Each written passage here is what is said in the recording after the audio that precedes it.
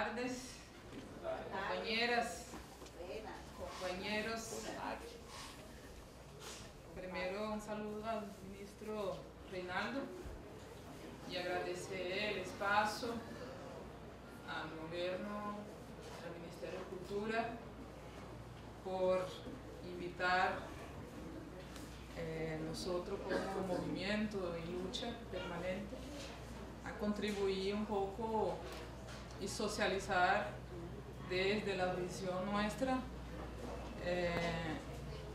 lo que ahorita estamos vivenciando en nuestro país y un poco de los elementos del proceso histórico que estamos por allá.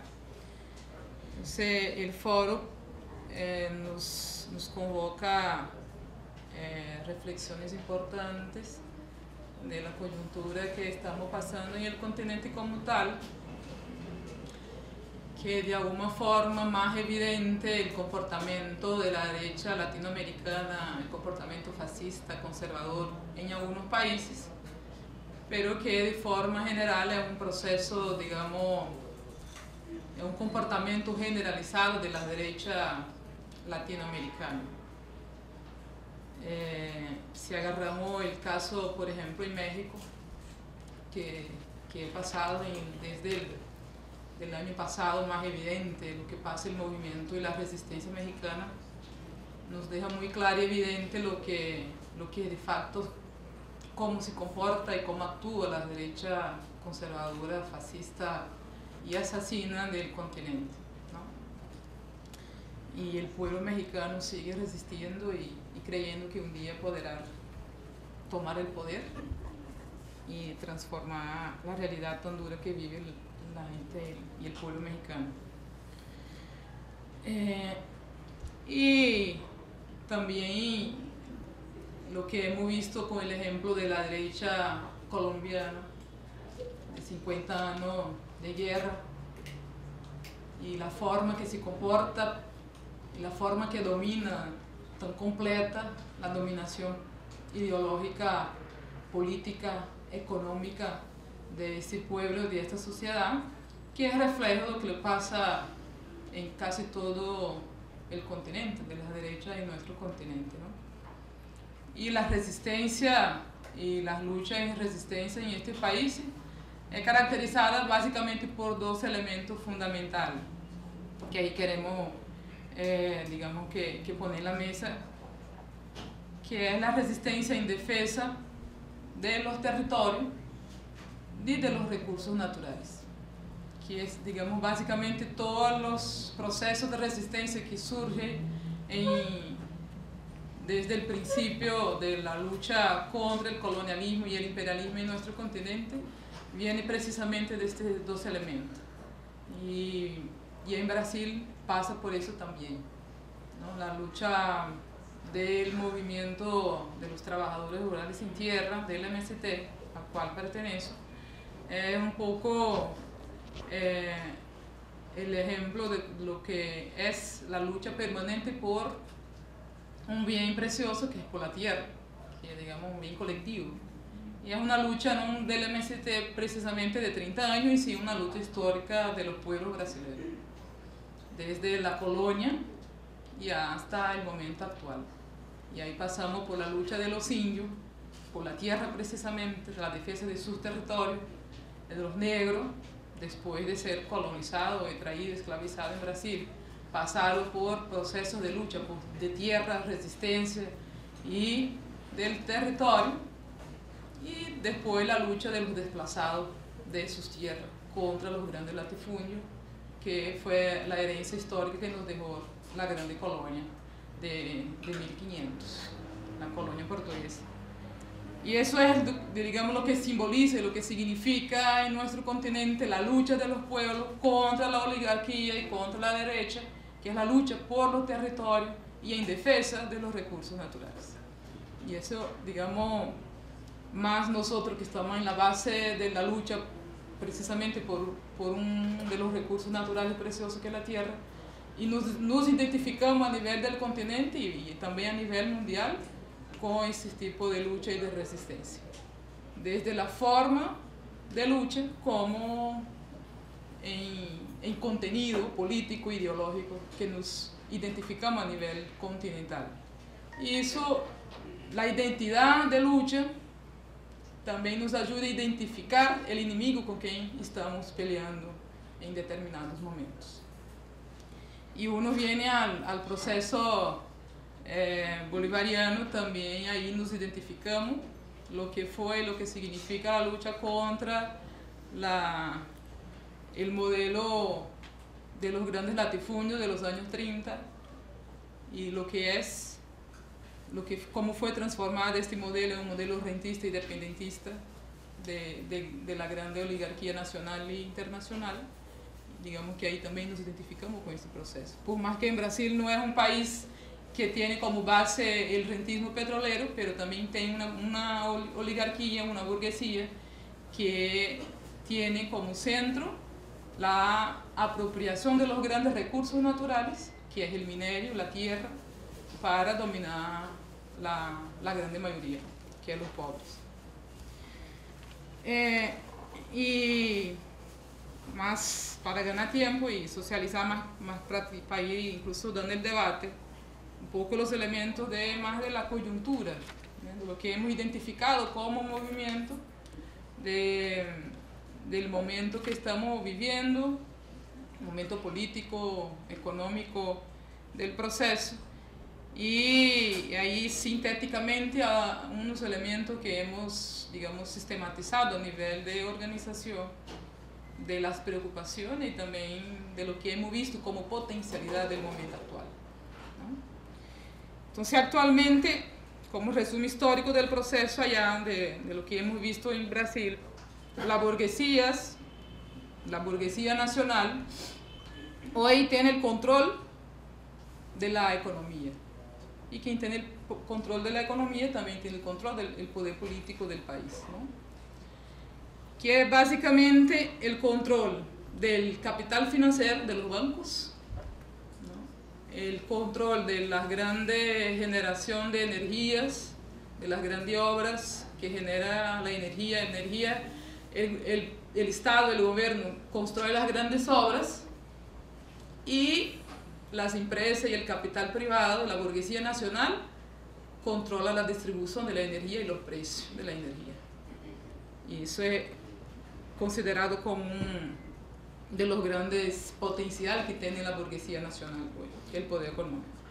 Y el poder del campo, del grande modelo desarrollado históricamente y en los últimos años fortalecido mucho más, el modelo del agronegocio, que es precisamente un modelo que fue adoptado como una alternativa económica para el gran desarrollo nacional y para influir en la balanza comercial,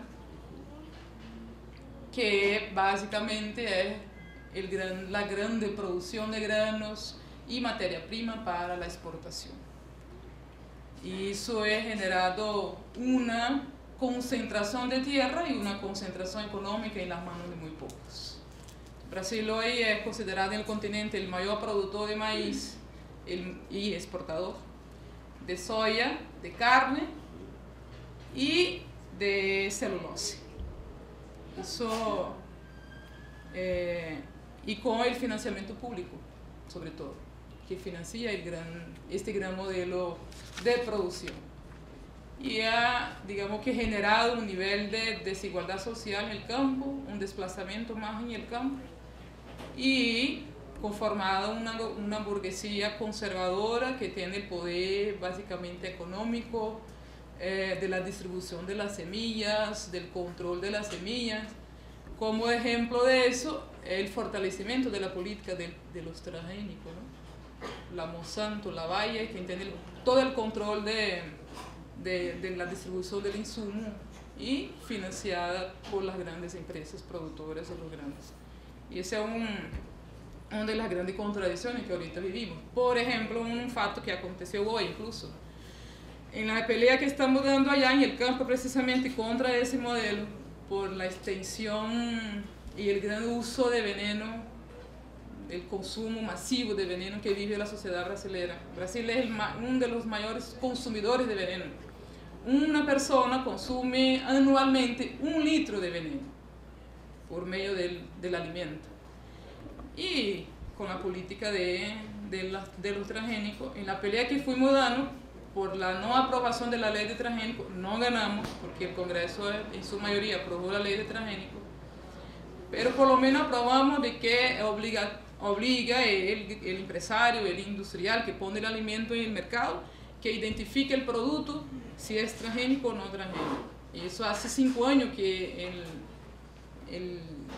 el producto tiene la obligatoriedad de estar en el mercado identificado. Hoy precisamente el Congreso aprobó y ganó la mayoría de que no es más obligado.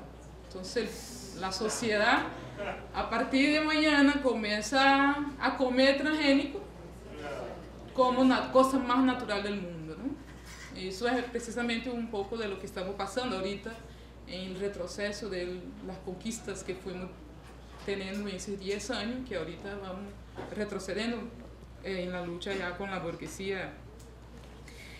Esa es una de las características principales del poder de la burguesía que tenemos hoy en Brasil, ¿no? Que va más allá del poder del Estado. Y las bases más pobres que hemos identificado, que es precisamente los que tienen el control de las iglesias evangélicas, que tienen un trabajo de dominación ideológica muy fuerte. Entonces aprovecha las bases vulnerables desde el punto de vista de la conciencia, y por ahí la burguesía y la derecha conservadora es identificado como un público que puede cooptarse para defender la ideología y el comportamiento conservador que ha adoptado la burguesía brasileña. Ejemplo de eso, no sé si he acompañado a ustedes un poco el intento del gobierno de Dilma de ampliar el acceso a la salud y los médicos a las bases pobres, y en convenio con el gobierno cubano de pedir el apoyo y la cooperación de médicos cubanos para apoyar allá, sobre todo atender los barrios en la periferia del país, donde los médicos graduados en Brasil, formados en Brasil, nunca fue y no van, porque son parte justamente de esa burguesía, ¿no? Que siempre estuvieron, y que siempre pudo estudiar medicina en Brasil, siempre fue los hijos y las hijas de la grande burguesía, y eso nos llega a la clase pobre. Y con el intento del gobierno de intentar ampliar el acceso a la salud y que los pobres tengan un médico, un poco el ejemplo que he pasado en algunos países como Venezuela, Bolivia, Ecuador, con la cooperación cubana, eso generó una campaña de odio y de difamación contra esos médicos cubanos. Y cosas chiquitas, ¿no? Que uno puede decir, desde el punto de vista humano, eso debe ser aceptado, pero desde el punto de vista, la burguesía es tan conservadora, atrasada, que ver eso como una ofensa. Y claro, es una ofensa al modelo político que ellos piensan. Pero eso generó una campaña de odio muy fuerte, al punto de ir al aeropuerto y esperar a los médicos cubanos con pancarta y llamarse de mono y todo, muy preconceptuosa la burguesía. Entonces esa es la burguesía, la característica de la derecha que hoy tenemos en Brasil. Es un ejemplo pequeño, pero que pasó, y son ejemplos que está se dando ahorita en Brasil, ¿no? Y eso, digamos que es la preocupación que ellos tienen, que nosotros tenemos, ¿no? Digamos, de eso que vemos y hemos visto. Y hay una de las características que esa burguesía tiene, es el alineamiento con el modelo político y económico americano. Y eso es lo que se identifica también con las demás burguesías conservadoras del continente. Entonces el facto de que en los últimos 10 años, de alguna forma, el modelo político se distanció del modelo americano, también eso toca a la burguesía, porque ella sueña un día que Brasil puede tener el modelo americano, europeo. Y toda la alianza que se tiene entre el capital financiero de los grandes empresarios y banqueros con el capital norteamericano, el modelo de sociedad que ellos piensan. Que fue precisamente en esta alianza, en ese modelo político, donde se aplicó la receta neoliberal en Brasil y como se aplicó a nivel continental también. Y ellos sueñan en tomar el poder político para volver a aplicar la misma receta neoliberal. Y eso es un poco la característica que se ha fortalecido mucho más desde el punto de vista de la pelea que está se dando en la calle. Y el otro elemento muy importante, que es lo que de facto tiene se transformado en su herramienta de movilización de masa, que es el dominio total de los medios de comunicación. La hegemonía de los medios de comunicación tiene la burguesía y la derecha en Brasil. Y he utilizado esto como herramienta importante para convocar y para defamar y construir una ideología que ellos están buscando. Entonces, toda esta política del odio, de la intolerancia, es muy difundida y puesta en práctica a partir de los medios de comunicación. Y eso hemos tratado incluso con mucha preocupación. Por ejemplo, el tema de que las pancartas que he pasado en las últimas movilizaciones, de que en Brasil se aplica un modelo castro-chavista, en que Brasil es un régimen comunista, en que Brasil... Eso es parte de una estrategia de dominación ideológica. Y, desde el punto de vista simbólico, el modelo que hemos históricamente tentado construir en el imaginario popular, eso va quedando como lejos cada día más. Y esa es la grande preocupación que hemos tenido. Y he utilizado banderas históricamente denunciadas por el pueblo y los que están en lucha, y por la izquierda, banderas que el tema de la corrupción, por ejemplo, no es un tema del gobierno del PT, es un tema histórico del Estado y de los gobiernos, la corrupción. Pero como es el PT que está en el poder, el gobierno de la izquierda que está en el poder, y los medios de comunicación y la derecha asumen como un problema y algo que, algo que surgió en los últimos 10 años, siendo que es una... Y eso, desde el punto de vista del imaginario popular, es muy simbólico, ¿no? Es decir, que el PT, que siempre estuvo en la calle, y la izquierda, que siempre estuvo en la calle, reivindicando democracia, reivindicando transparencia en la gestión pública, ahorita son los corruptos, ¿no? Entonces, y hay construyendo una descredibilidad en la política, en la forma de hacer política en la sociedad como tal. Y eso hemos trabajado con bastante cariño y preocupación.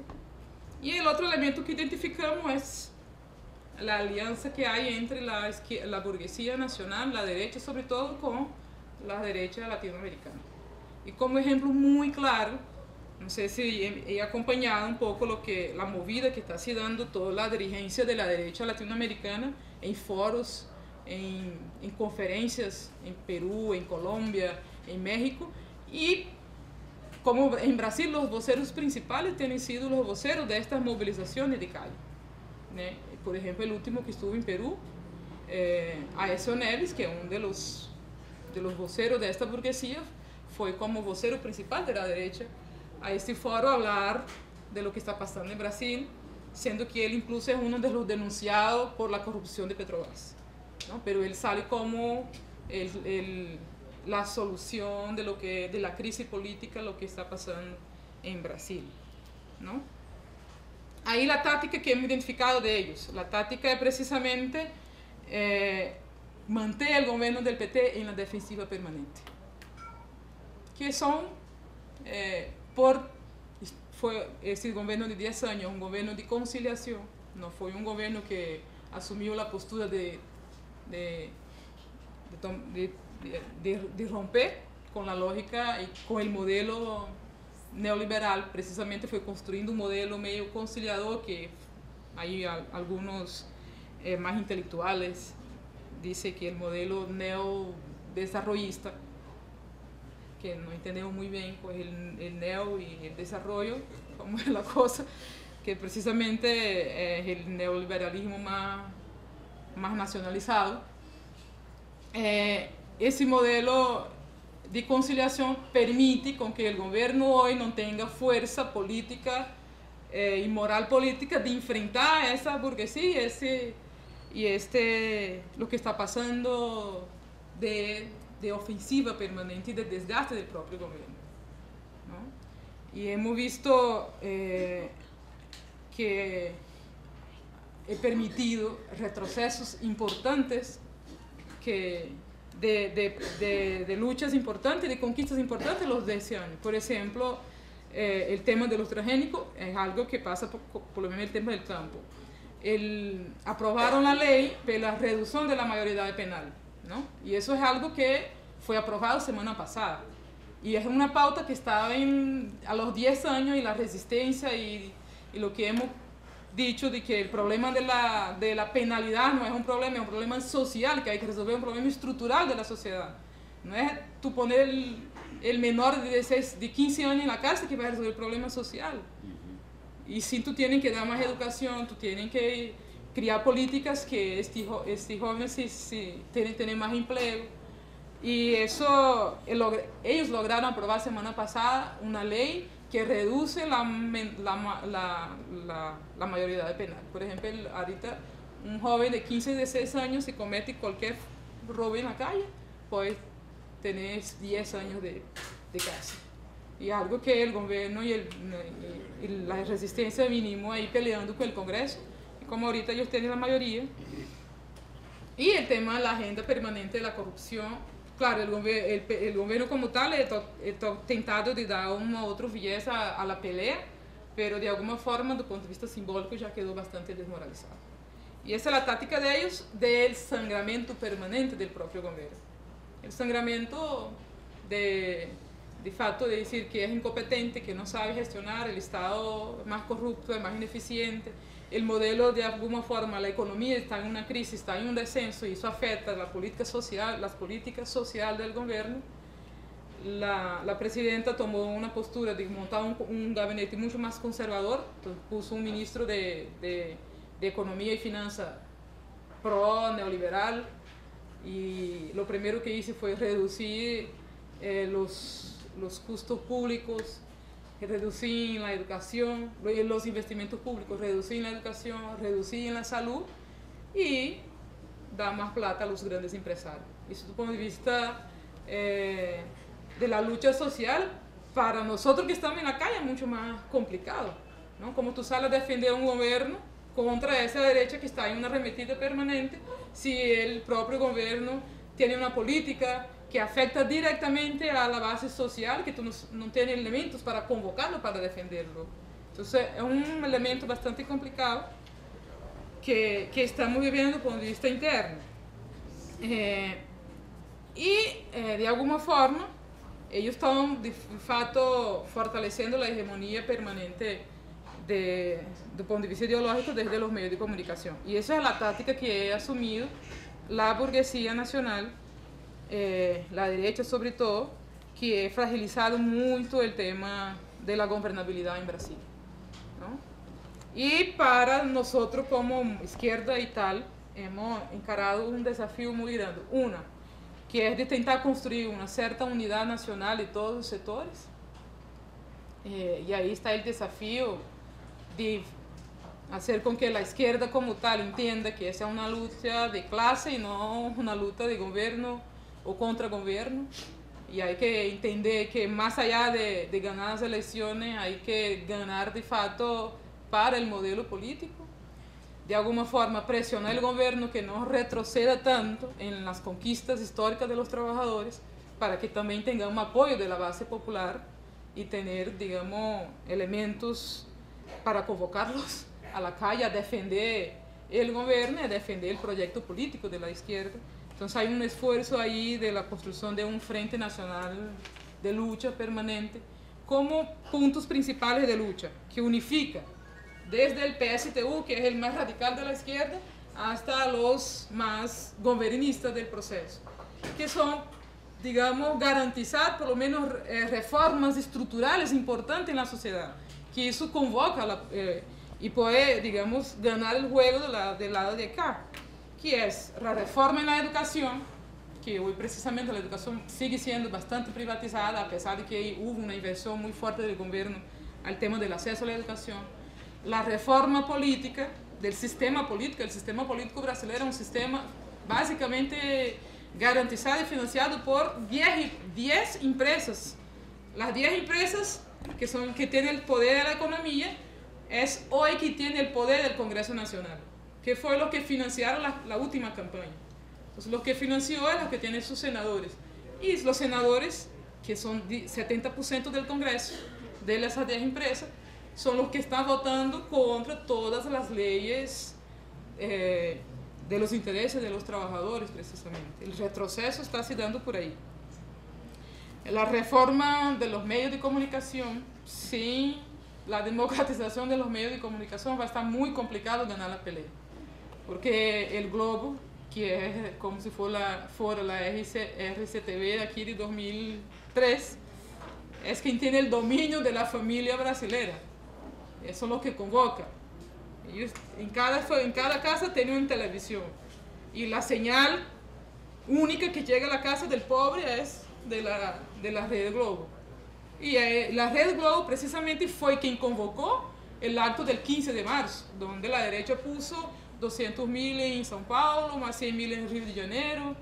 Y eso es la grande preocupación. Si no hay una reforma en los medios de comunicación, si no democratiza por lo menos 50% de los medios de comunicación, va a estar muy complicado ganar la pelea política e ideológica en Brasil.